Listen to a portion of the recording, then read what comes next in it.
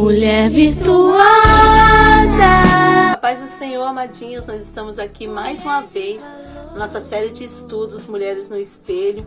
Hoje vamos estar falando sobre mais uma mulher da Bíblia. Mês de outubro, nosso estudo é Orando a Deus por Misericórdia. E vamos estar falando sobre a mulher adúltera. Essa passagem se encontra em João, capítulo 8, do versículo 1 até o versículo 11. Você pode abrir sua Bíblia e acompanhar para você entender direitinho sobre o que estamos falando hoje. Nós vemos que a palavra de Deus nos diz que logo de manhã Jesus estava ensinando no templo, quando eu imagino um grande alvoroço, os homens trazendo uma mulher e a colocaram diante de Jesus e começaram então a fazer a acusação. Eles diziam para Jesus: mestre, essa mulher, ela foi pego no ato do adultério, ou seja, ela tinha sido pega em flagrante. E eles logo citam a lei, A lei de Moisés manda que tais sejam apedrejadas. Esses homens cheios de fúria, cheios de santidade, eles citam a lei para Jesus, mas na verdade eles não estavam cumprindo a lei, porque a lei dizia que quando o homem e a mulher adulterassem, ambos tinham que ser apedrejados. Ou seja, os dois, o casal, era para ser levado, julgado e apedrejado.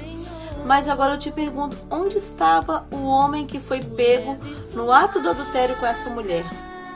Nós não sabemos aonde estava esse homem, porque só levaram a mulher até Jesus, só acusaram aquela mulher. E nós vemos que na sociedade judaica, a mulher ela sempre ocupava uma posição bem inferior à do homem. E até mesmo na esfera espiritual, ela era considerada desigual.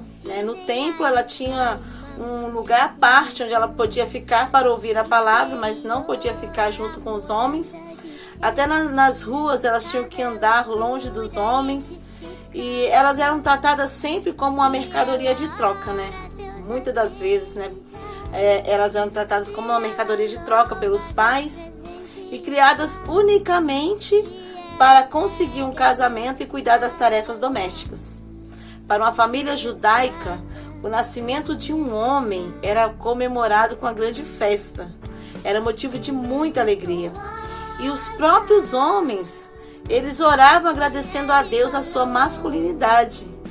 Eles tinham uma bênção matinal onde eles diziam: bendito sejas tu, eterno Deus do céu, Rei do universo, que não me fizestes mulher. Ali estava a mulher, acusada, sendo condenada por aqueles homens, e ela era a parte mais frágil. E ao mesmo tempo que os fariseus e os escribas acusavam aquela mulher, eles também tentavam pegar Jesus numa armadilha. Usavam o ato daquela mulher como uma forma de acusar Jesus, dependendo da decisão que Jesus tomasse diante daquela situação. E ali estavam aqueles homens acusando aquela mulher. Mas a Bíblia diz que Jesus se inclina e começa a escrever no chão. Eu não sei quais eram as palavras que Jesus escrevia no chão, mas eu tenho certeza que eram palavras de amor, palavras de perdão, de salvação, porque esse é o nosso Deus. É um Deus de amor, é um Deus de compaixão. Eu não sei o que levou aquela mulher a cometer o adultério, Porque ela sabia que se ela fosse pega, ela seria condenada, ela seria apedrejada. Talvez o homem a tenha iludido com palavras doces, oferecendo um amor ilusório. Não sabemos, o fato é que ela pecou e agora ela estava ali, sendo julgada. E ela sabia qual seria o veredicto da situação. Ela sabia que ela seria apedrejada por aqueles homens. Mas de repente ela ouve a voz do mestre dizendo: aquele entre vós que está sem pecado, seja o primeiro que atire pedra contra ela. Qual é o ser humano que não tem pecado? A Bíblia diz que todos pecaram e destituídos estão da glória de Deus.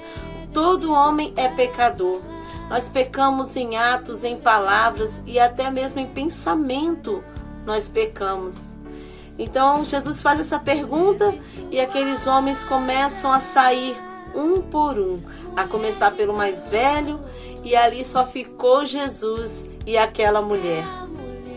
A graça de Deus alcançou aquela mulher.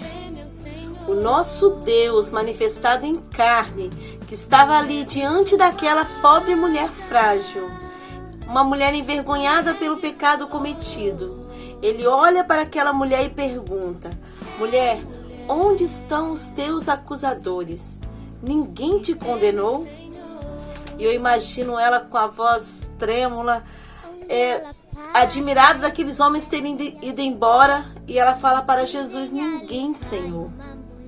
Eu tenho certeza que essa mulher nunca tinha visto tanto amor como ela viu naquele momento nos olhos de Jesus. Quando Jesus, o único que podia pegar as pedras no chão e apedrejar aquela mulher, porque ele era sem pecado. Ele era o único que não tinha pecado. Ele era o único que tinha o direito de atirar pedras nela, de matar ela, de condená-la. E ele olha para ela e diz: nem eu te condeno. Ela foi absolvida pelo amor, pela graça e misericórdia de Deus. Talvez você hoje amanheceu se sentindo sozinha. Quem sabe você já chorou por ter sido magoada por alguém. Talvez você carrega dentro de você uma culpa por um pecado cometido e você não consegue se libertar dessa culpa. Você olha no espelho e vê as marcas da dor no seu rosto e você pensa: ninguém me ama. Ei, não pense assim. Jesus te ama. Jesus te ama apesar das suas falhas. Jesus te ama apesar do seu pecado. Jesus te ama apesar da sua culpa. Ele te ama porque Ele é amor. E Ele libertou aquela mulher. Ele libertou ela da sentença da morte. Quando Ele olha para ela e diz: vai. Uma simples palavra: vai. Eu creio que ela não acreditava no que estava acontecendo. Ela tinha sido libertada. Ela não tinha mais condenação. Um pouco mais à frente, em João 8,36, Jesus diz: se pois o Filho vos libertar, verdadeiramente sereis livre. Livre da morte, livre do pecado, livre da vergonha. Vai, vai. Talvez você tenha carregado dentro de você a culpa por um pecado cometido e não consegue se libertar. Está sempre ouvindo a voz do acusador. O acusador fica sempre no seu ouvido dizendo: você pecou. Isso tem te prendido, tem te deixado frustrada. Mas hoje, agora, nesse momento, confessa a Deus o seu pecado. Fala para Ele o que vai no seu coração. Peça a Ele perdão. E você vai ouvi-lo dizendo: vai, eu não te condeno, eu te perdoo, vai.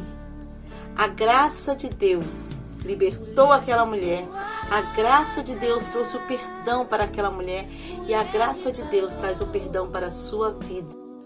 A graça de Deus nos dá o perdão, mas junto com o perdão vem a responsabilidade, porque continuando, após dizer vai, Jesus diz: não peques mais.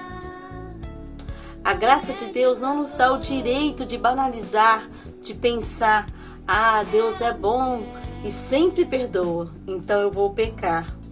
De maneira alguma. Em Romanos 6, Paulo ele nos alertou sobre isso quando ele diz: que diremos, pois? Permaneceremos no pecado para que a graça abunde? E ele responde para nós: de modo nenhum. Nós que estamos mortos para o pecado, como viveremos ainda nele? Você já morreu para o pecado, você não pode viver mais no pecado. Quero deixar aqui registrado esse alerta para você. Porque sim, Deus perdoa, mas Ele não tira a consequência do pecado. Até hoje, essa mulher é conhecida como a mulher adúltera. Nós nem sequer sabemos o nome dela. A Bíblia não fala nem qual é o nome dessa mulher. Em todas as pregações ela é conhecida como a mulher adúltera. Deus a perdoou, mas ela carregou essa consequência do pecado sobre a vida dela. O mesmo também nós vemos que aconteceu na vida de Davi, o rei Davi, quando ele peca com Betseba, quando ele adultera com Betseba, e depois, para encobrir o seu pecado, ele envia Urias para a morte. E depois, quando ele é alertado pelo profeta Natan, que fala com ele, ele fala: eu pequei. E Davi se arrependeu, porque nós vemos nos Salmos ele dizendo, contra ti pequei, fiz o que era mal aos teus olhos. E ali ele clama ao Senhor por perdão, por misericórdia, e Deus perdoa. Deus perdoou Davi, mas a consequência desse pecado esteve na vida de Davi até o dia da sua morte. A espada nunca mais saiu da casa de Davi. E você que conhece a história de Davi sabe quantas tribulações, quantas aflições Davi passou. Tudo consequência desse pecado. Ele foi perdoado, mas ele carregou a consequência do pecado até o final de sua vida. Por isso, não vá pecar pensando que vai ficar tudo bem, porque enquanto vivermos aqui nessa terra, nós vamos conviver com as consequências do nosso pecado. Então, o melhor é não pecar, o melhor é não errar o alvo, o melhor é buscar a cada dia mais viver em santidade com Deus, viver de acordo com a vontade de Deus. Essa passagem nos ensina a olhar para as pessoas com amor, como Jesus fez, Quando você vê um irmão pecando, um irmão errando, olha para ele com um olhar de bondade, um olhar de amor. Estenda a sua mão para ajudar. Quantas vezes nós queremos acusar os nossos irmãos, queremos apontar o dedo, mostrar o erro dos outros e esquecemos que nós também somos pecadores. Então, que nós possamos olhar para o nosso irmão, para aquele que está do nosso lado, aquele que está fraco, aquele que está caído, olhar com os olhos de Jesus, sentir por ele o amor que Jesus sentiria. E possamos amar uns aos outros, sem acusações, sem julgamentos. Tem um hino do pastor Jonas Dias, que ele diz, quem te chamou para julgar a vida de alguém? Só existe um juiz. E eu sei que ele não dá esse direito para ninguém.